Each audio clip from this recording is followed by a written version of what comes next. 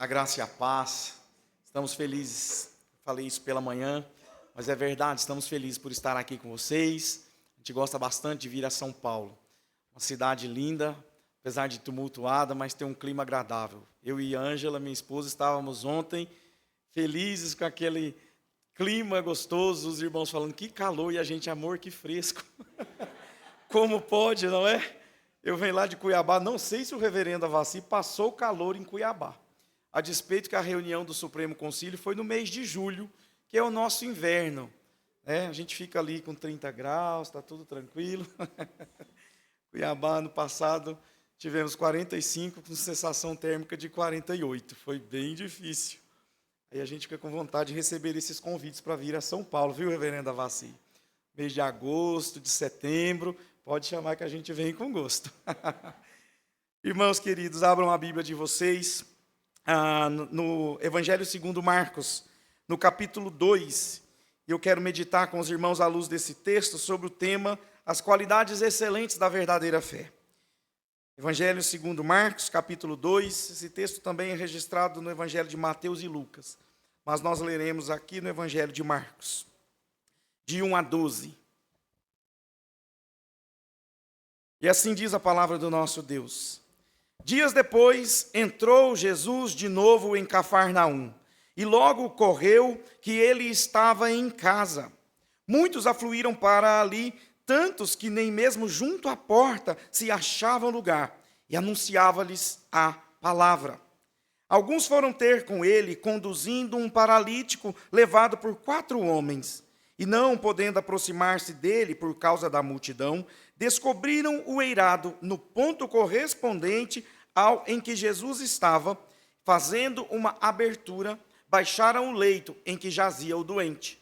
Vendo-lhes a fé, Jesus disse ao paralítico: Filho, os teus pecados estão perdoados. Mas alguns dos escribas estavam assentados ali e arrazoavam em seus corações: Por que fala deste modo? Isto é blasfêmia. Quem pode perdoar pecados senão um que é Deus? E Jesus, percebendo logo por seu espírito que eles assim arrazoavam, disse-lhes: Por que arrazoais sobre estas coisas em vossos corações? Qual é mais fácil? Dizer ao paralítico: Estão perdoados os teus pecados? Ou dizer: Levanta-te, toma o teu leito e anda? Ora, para que saibais que o Filho do Homem tem sobre a terra autoridade para perdoar pecados, disse ao paralítico: Eu te mando, levanta-te, toma o teu leito e vai para a tua casa. Então ele se levantou e no mesmo instante, tomando o leito, retirou-se à vista de todos, a ponto de se admirarem todos e darem glória a Deus, dizendo: Jamais vimos coisa assim. Pai amado, estamos diante da tua palavra santa, poderosa, tua palavra viva. Edifica-nos, ó Deus, ilumina, Deus, neste momento a tua palavra. E faz-nos, ó Deus, chegar mais próximo a ti. Para a glória do teu nome, em nome de Jesus, oramos agradecidos. Amém. Queridos, eu gosto muito de histórias dos nossos missionários. Eu conto bastante essas histórias para as crianças. E tem um missionário inglês, um pastor, conhecido como George Miller. E George Miller, ele faleceu em 1898, com 92 anos. Mas ele deixou um legado de fé maravilhoso para a sua igreja, para o povo de Deus. George Miller escreveu um diário, e está registrado no seu diário muitas das suas orações, muitos dos testemunhos daquilo que ele experimentou com Deus diante do Senhor em oração.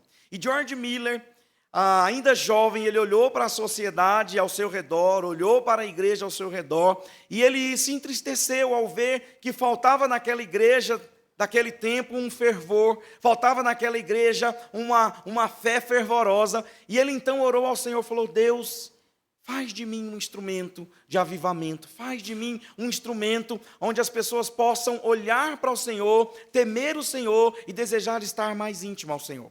Esse era o desejo do coração de George Miller. Se você tiver a oportunidade, leia esse diário deste homem de Deus, e ali você vai ver registrado muitos dos testemunhos daquilo que ele experimentou em oração ao Senhor.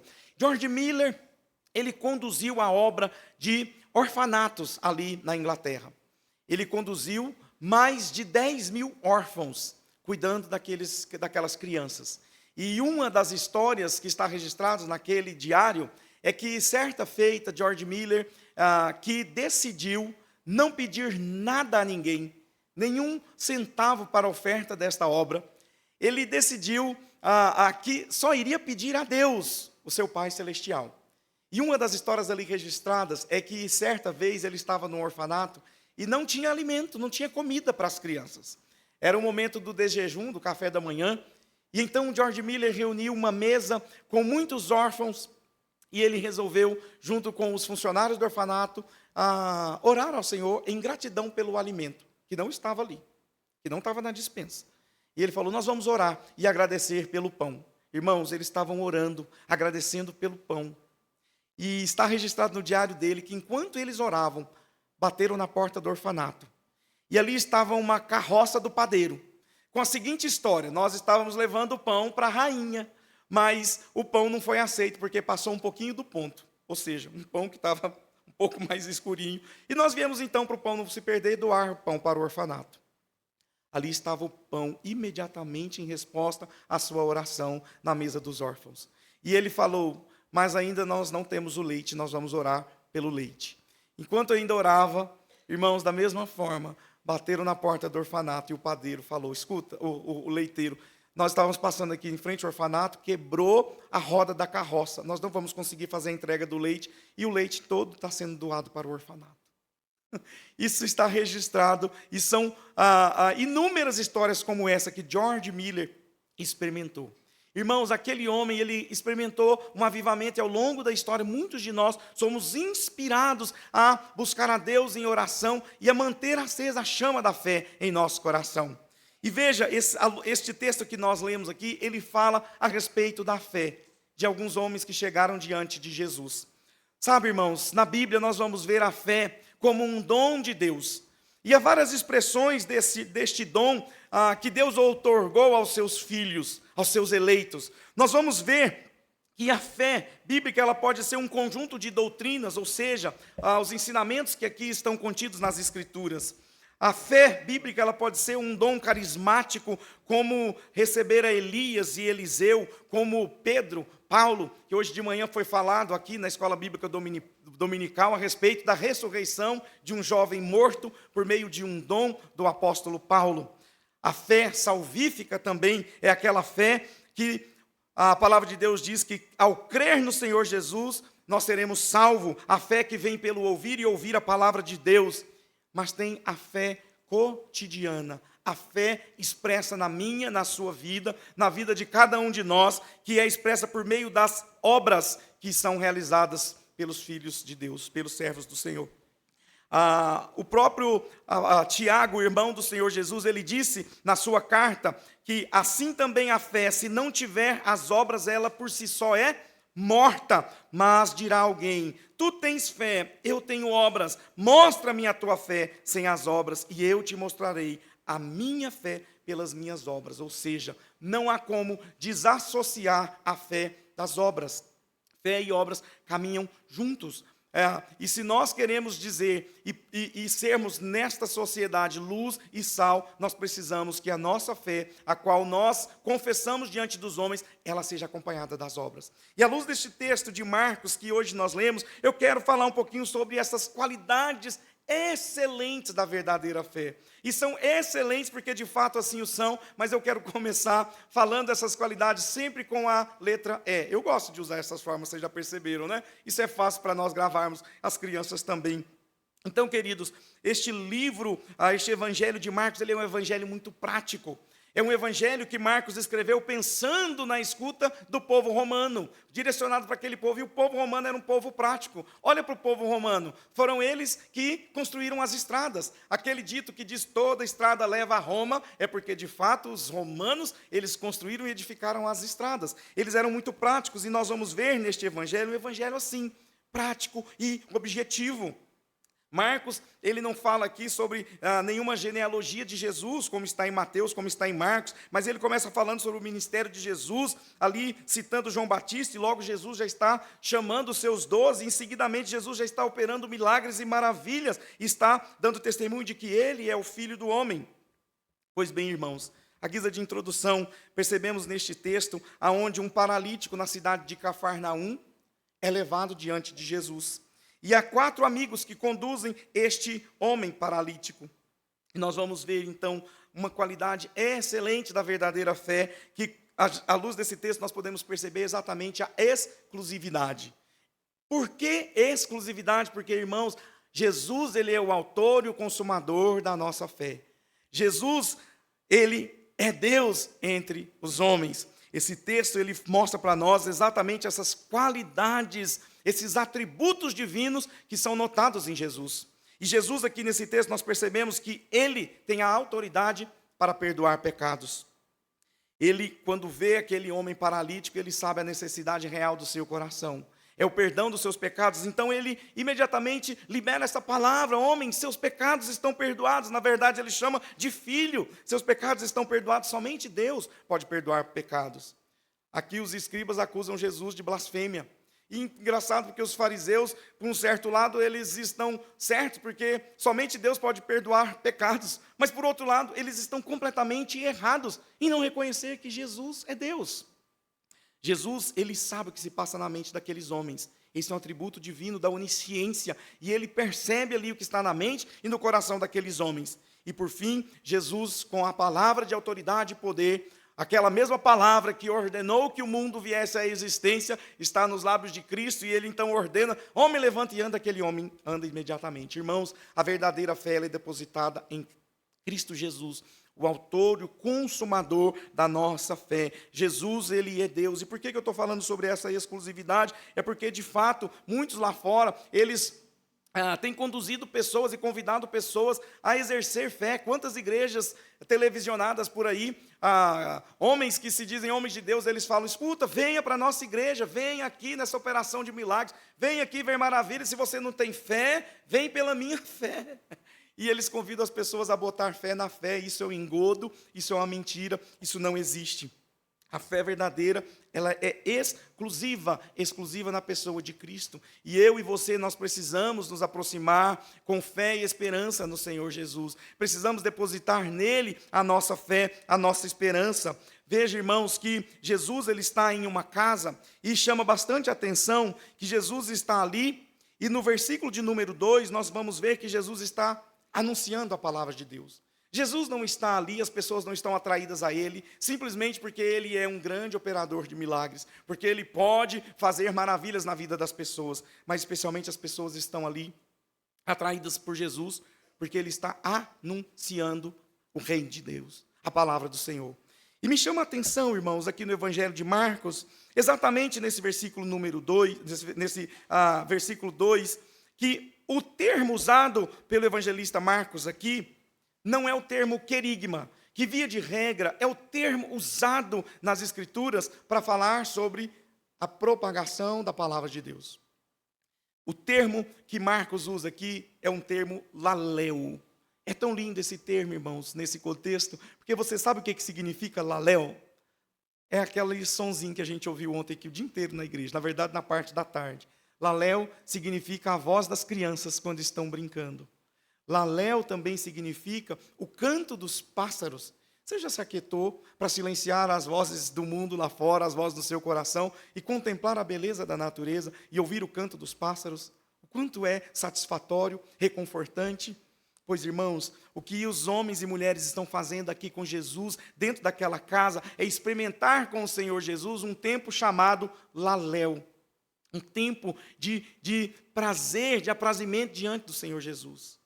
Agora eu pergunto para você e para mim, para nós como igreja, como que tem que sido na nossa rotina cotidiana o tempo laléu, em que nós temos a liberdade, onde nós temos a graça de estarmos exclusivamente dedicando nossa vida ao Senhor, e abrindo a palavra do Senhor, e tendo com o Senhor esse tempo laléu. Esse tempo de satisfação, de lermos a sua palavra, de nos deleitarmos na palavra viva do Senhor, de vivermos assim com o nosso Senhor, sendo edificados e transformados pelo agir poderoso e sobrenatural da sua palavra, agindo no meu e no seu coração. Nós precisamos ter esse tempo laléu com o Senhor. É uma qualidade excelente da nossa verdadeira fé, a exclusividade que nós dedicamos ao Senhor. A fé, ela é exclusiva, voltada para o Senhor. Mas também, irmãos, à luz desse texto, observando as qualidades excelentes da verdadeira fé que Jesus viu nestes homens, nós temos com ele a empatia. E você sabe o que é empatia? Empatia é a iniciativa de você se colocar no lugar de outro, de você observar o outro e se colocar em seu lugar, pensar como ele pensa e tentar perceber o que com ele está acontecendo e vivendo, especialmente dentro de uma situação de sofrimento. Nós somos o povo da empatia. Nós precisamos demonstrar empatia para com o sofredor, para com o necessitado, por aqueles que lá fora precisam se aproximar do Senhor. E exatamente o que nós percebemos aqui nestes 4 homens amigos daquele paralítico. Eles olharam para aquele homem paralítico e eles perceberam que eles eram falhos para ajudar a fazer aquele homem andar. Eles não tinham este poder, mas eles sabiam que Jesus tinha. Eles sabiam aonde conduzir o seu amigo paralítico. E eles então, compadecidos por aquele homem, eles se juntaram 4 para levar o homem paralítico. Esses dias eu escutei um ditado que diz que todo homem precisa ter 4 amigos. No dia da nossa morte, o caixão ele tem 4 alças. Então, nós precisamos de ter no mínimo 4 amigos. E este paralítico, ele tinha esses 4 amigos, e que grandes amigos foram esses. Eu não sei se de repente um deles olhou e se compadeceu de tal forma que ele foi e motivou os outros. E eu sei que 4 andaram por Cafarnaum, conduzindo um doente num leito, e eles chegaram até uma casa e eles sabiam que Jesus estava ali. Havia uma multidão de pessoas, talvez o sol estava quente, talvez haviam obstáculos pelo caminho, certamente. Mas aqueles homens, eles tiveram empatia tal que eles não aguentaram ficar na zona de conforto. Eles não conseguiram ficar quietinhos lá na casa deles. Eles se moveram para ajudar o seu amigo paralítico. E Jesus, quando viu o movimento daqueles homens conduzindo aquele amigo paralítico, Jesus não escutou da boca daqueles homens nenhuma oração, nenhum pedido, nada. Jesus só viu a fé. E ao ver a fé, Jesus olhou para aquele paralítico e falou assim: filho. Olha que lindo, irmãos. Ele olhou para aquele paralítico, sondou seu coração e via a necessidade maior daquele homem, que não era necessariamente a cura física da sua doença, mas era a restauração da sua alma, dando para aquele homem o perdão, que é a maior necessidade minha e sua, o perdão dos nossos pecados. O salmista Davi diz no Salmo 103, bendiz a minha alma ao Senhor e não se esqueça de nenhum dos seus benefícios. E ele começa a citar os benefícios, e o primeiro benefício que ele cita ali é: tu quem perdoa todas as nossas iniquidades, é tu quem sara todas as nossas enfermidades. Jesus, ele é, irmãos, aquele quem perdoa os meus e os seus pecados, é aquele que nos dá de fato aquilo que mais precisamos, o perdão dos nossos pecados. E quando ele olhou para aquele paralítico, o Senhor Jesus, ele compadecido também, movido de empatia, ele disse: filho, perdoados estão os teus pecados. E é interessante que aqui no capítulo 1 de Marcos, Jesus, quando está sendo batizado e desce sobre ele o Espírito Santo, ele ouve do céu uma voz dizendo, a voz do Senhor, o seu Pai Celestial, falando: filho, este é o meu filho em quem me comprazo. E agora Jesus está outorgando aquele necessitado paralítico, aquele que ele recebeu do Pai. Está restaurando a sua alma e chamando aquele homem de filho. Sabe, irmãos, é uma necessidade minha e sua aprender sobre a empatia. E empatia é algo que se aprende. Empatia é algo que nós precisamos ensinar para as crianças. A criança que desde pequena não aprende sobre empatia, dificilmente ela será uma pessoa piedosa, dificilmente ela praticará o amor e a misericórdia para com outros. Nós fomos surpreendidos há um tempo atrás com um menino que entrou numa escola de 11 anos de idade e esfaqueou sua professora. Vocês lembram dessa notícia na televisão? Aquele menino, ele cometeu um ato terrível. E eu sei que os pais daquela criança falharam terrivelmente em ensinar-lhe sobre a empatia. E sabe, eu mesmo aos meus 45 anos, como um pastor, como um missionário, eu preciso até hoje aprender sobre empatia. Certa vez, permita-me contar uma história pessoal. Eu estava na cidade de Cuiabá e eu recebi um telefonema de uma missionária Socorro Teles. O senhor já conhece, reverendo Evassi, já ouviu falar? Pode convidar essa missionária, é uma ministra de louvor presbiteriana, lá do Nordeste, de Campina Grande, talentosíssima, uma mulher de oração, uma mulher que tem um dom maravilhoso para cantar. Ela passava por Cuiabá e ela me pediu uma carona para buscá-la no aeroporto, e assim eu fui até o aeroporto. A minha esposa me acompanhava, e quando eu cheguei no aeroporto, ao descer do meu carro, estacionado no passeio, eu vi um homem, um jovem, 18 anos, mas travestido de mulher, e um mendigo da rua. E aquele jovem olhou para mim, eu não gostei do olhar daquele jovem. E no meu coração, eu desprezei. Fui buscar a missionária. Estou voltando para o meu carro com a missionária. E quando eu vou chegando perto do meu carro, eu vejo minha esposa, do lado de fora, com os bracinhos cruzados, conversando e rindo com aquele menino. E conversando, e batendo papo. E quando eu vi aquela cena, o Espírito Santo, no meu coração, me apontou. Eu trouxe vocês para amar este rapaz. E eu tinha desprezado no meu coração. Mas graças a Deus eu estava ali, tendo uma lição importante na minha vida sobre a empatia. Então, nós conversamos com aquele menino, e aquele menino começou a contar: moça, eu tenho 18 anos, está vendo meu dente quebrado? Pois é, lá na minha casa eu acabei contando para o meu pai, vivendo essa situação que eu estou vivendo, ele está vestido de mulher. O meu pai, um homem da igreja, não aceitou, deu um murro na minha boca e me colocou para fora de casa. Agora eu estou aqui, já tem 4 meses, ninguém parou para conversar comigo. E aquele menino começava a chorar. Ninguém parou para me ouvir. Ninguém parou para me dar atenção. Mas naquele dia, naquele aeroporto, havia ali a gente como igreja do Senhor, tendo a oportunidade, o único privilégio de abraçar o mundo perdido, de demonstrar para aquele que está caído, que não vai com as próprias pernas caminhar até Jesus, porque ninguém vai com as próprias pernas caminhar até o Senhor Jesus, porque nós somos totalmente depravados em nosso pecado, e nós precisamos que alguém nos conduza ao Senhor, que alguém fale do seu amor, que alguém explique para nós o poder de sua palavra e a demonstração do amor de Cristo por nós, em dar a sua vida para nos resgatar dos nossos pecados. E eu e você é que temos o privilégio de fazermos isso. E é nós que devemos abraçar o perdido lá fora, em nome do Senhor Jesus. Essa é uma qualidade excelente da verdadeira fé, que precisamos ter na nossa vida, se de fato nós somos homens e mulheres de fé. E sabe, irmãos, ainda há muitas qualidades nesse texto, e nós podemos também olhar para esse texto e ver uma outra qualidade, que é a esperança. Esperança. Estes homens, eles exatamente demonstraram essa esperança no Senhor. Veja que eles chegam até aquele lugar, eles querem se aproximar de Jesus, eles sabem que Jesus de fato é a única esperança para aquele paralítico, mas eles lidam com um obstáculo. Há uma multidão de pessoas, eles não podem passar, mas aqueles homens não desistem. Aqueles homens, eles atravessam a multidão e eles fazem um plano para descer aquele paralítico por cima do telhado. Aqueles homens, eles sabem que eles precisam caminhar um pouco mais. E sabe, irmãos, a nossa fé exige que nós continuemos crendo e esperando no Senhor.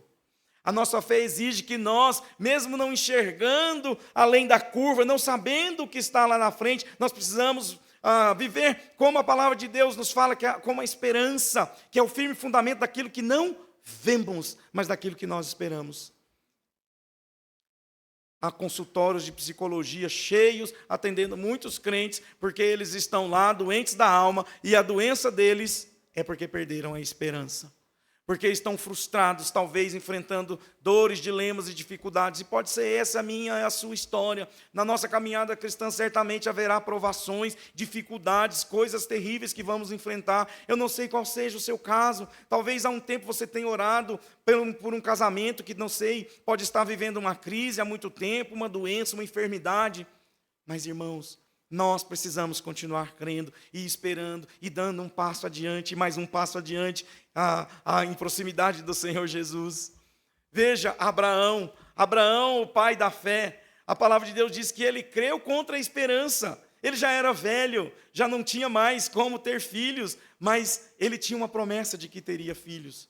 Ele até nesse momento deu um jeitinho, pegando a sua escrava Agar, mas ele é o pai da fé. Lá na frente ele foi fiel, entregando o filho dele em sacrifício ao Senhor. É claro que Deus havia preparado o cordeiro.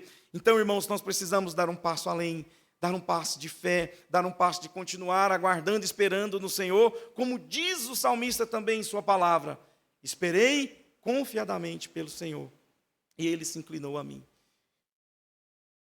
Mas uma qualidade excelente da verdadeira fé que podemos perceber nesse texto, irmãos, é a estratégia. Estratégia. Olha estes homens, eles chegam ali a um obstáculo, a um problema, a uma dificuldade, e então eles não ficam ali parados, eles podiam simplesmente desistir e falar: não, até aqui nós podemos fazer alguma coisa.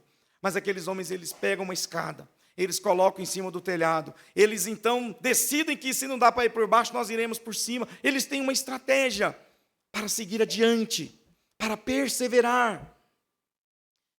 Eu tenho certeza que todos os anos o reverendo Avassi com seu conselho se reúnem e estabelecem metas e estratégias para a igreja. E eu quero saber de você, irmão, qual que é o seu envolvimento com o planejamento estratégico do trabalho dessa igreja? Qual que é o seu envolvimento com a obra dessa igreja aqui neste lugar? Com o exercício de várias frentes de atuação, com as crianças, com os jovens, com os adolescentes, com a diaconia, com as famílias que precisam, eu não sei, mas você sabe, e você precisa, irmão, se mover do seu lugar, e vir exercer a sua fé, e se envolver com a estratégia, que pode ser a estratégia do conselho, que pode ser a sua estratégia pessoal, de encher o seu panfleto, o seu carro, o seu bolso de panfletos, de visitar, sei lá, um hospital, de fazer alguma coisa na sua vizinhança. Esses dias eu vi um testemunho de uma irmã lá no Nordeste. Aquela irmã me procurou e falou: irmão, eu comecei a perceber que eu tinha uma experiência grande para ensinar adultos, uma facilidade para ensinar pessoas, para discipular, mas eu comecei a ver as crianças do meu condomínio fechado, crianças ricas, ensimesmadas, crianças que ninguém está aqui alcançando essas crianças que estão perdidas. Então eu senti Deus falando no meu coração: vai discipular essas crianças. Mas, Senhor, eu não trabalho com criança. Mas ela tinha um talento para discipular pessoas, e começou ela e a filha dela fazer exercício de discipulado com alguns vizinhos ali. Aí ela falou: irmão, Deus está fazendo uma obra de avivamento ali naquele condomínio, só pode. Comecei com 2, já tem 20 crianças que toda semana quer reunir com a gente para receber a instrução bíblica, o discipulado. Olha, irmãos, dentro de um condomínio fechado, de luxo, essa mulher está lá, e quem quer agora são as crianças. Ela falou: eu não posso faltar de jeito nenhum, as crianças cobram de mim. Irmãos, lá na Coreia do Norte, tem um monte de crente na Coreia do Sul, onde há liberdade, que eles pegam garrafinhas, enchem de versículo, tampam e lançam ao mar, na esperança de que aqueles versículos encontrem os irmãos coreanos, a igreja coreana lá do outro lado do oceano, outro lado do mar, para que aqueles versículos, aquela palavra de Deus chegue até eles. Eles estão com uma estratégia, eles estão em movimento. Nós vamos ver ao longo da igreja sempre homens e mulheres de Deus pensando em como eles podem alcançar o perdido, cheio de estratégias. Veja, nós vamos ter aquele irmão André, não sei se vocês conhecem o testemunho deste homem, ele conhecido como traficante de Bíblias, enchia seu Fusca de carro, atravessava as fronteiras da União Soviética para levar Bíblias no lugar proibido. O apóstolo Paulo usou viagens missionárias. O Senhor Jesus, ele usou parábolas. Eles tiveram estratégias. E eu e você precisamos de estratégia. Nós somos o povo da aliança. Nós somos o povo da fé, irmãos. Precisamos de uma estratégia. Eu não quero que você saia daqui hoje sem pensar nisso. Sem orar a Deus e buscar: Deus, qual que é a estratégia que o Senhor pode dar para mim? Que eu quero trabalhar e servir nessa igreja. Eu quero alcançar este mundo perdido para o Senhor. E para finalizar, irmãos, uma outra qualidade excelente da verdadeira fé que nós percebemos aqui na vida destes homens é a experiência. Experiência que eles tiveram com o Senhor. Experimentaram o agir de Deus em suas vidas. Veja que nos versículos finais, quando Jesus manda aquele homem ir para sua casa, o versículo 12 termina dizendo: então ele se levantou E no mesmo instante, tomando o leito, retirou-se a vida de todos, a ponto de se admirarem todos, dando glória a Deus, dizendo: jamais vimos coisa assim. A experiência de fé que eu e você experimentamos, ela glorifica a Deus. Ela faz com que as pessoas tenham uma admiração pelo Senhor, que as pessoas, elas exultem o santo nome do Senhor, e elas são de fato integradas à família da fé. Eu quero finalizar contando a historinha de um menininho. Eu que trabalho com crianças, eu gosto de ouvir essas histórias da simplicidade, da fé das crianças. Nós tivemos na nossa igreja uma situação difícil com uma das voluntárias do nosso departamento infantil. A Verônica, ela descobriu que tinha um câncer. Bem na época final da pandemia, todo mundo com medo de morrer da pandemia, né, irmãos? A avózinha da minha esposa morreu com uma coxinha estragada. Nem foi de Covid, né? O Senhor tem a sua hora de chamar os seus. E essa moça sobreviveu à Covid, mas descobriu um câncer no pâncreas. E nós ficamos muito abalados com ela, porque é um sofrimento terrível para a família. Ela é mãe de uma adolescente, de uma pré-adolescente. E naquele mês, além dela descobrir com câncer, o esposo dela também tinha um câncer na tireoide. E ainda o irmão dela tinha um outro câncer tratando. Então, vocês imaginam, sobre a mesma família, uma terrível sombra de provação ali pousada. E nós, como igreja, decidimos que iríamos na casa da Verônica, fazer ali uma serenata, cantar louvores na frente da sua casa, entoar recitar alguns versículos. E uma família, na hora de sair para ir com a equipe do departamento infantil, viu os filhos brincando fora de casa e falaram: vamos levar as crianças, e começaram a conversar. Não, é o momento deles brincar, eles não vão se interessar por essa programação. Não, mas vamos levar, é importante, uma experiência com a igreja.